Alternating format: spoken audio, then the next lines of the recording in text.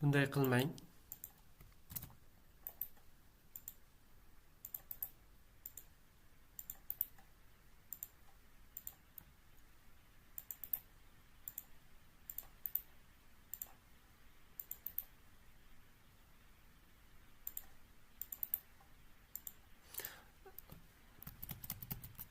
Bunday qiling. F5 ni bosing, special ni bosing, constance ga o'ting. Numberlarda logical errorlarni o'chiramiz, text qoldiramiz. Okay. Ismni ustiga copy qilamiz.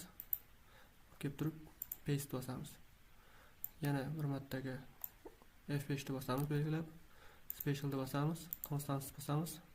Text logic errorlarni o'chiramiz, numberlarni qoldirib, olib borib copy urib, telefon numberga olib kelib paste qo'yamiz.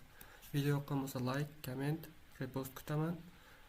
Excel o'rganmoqchi bo'lgan do'stingizga ushbu videoni jo'natib qo'ying. Follow bosishni unutmang.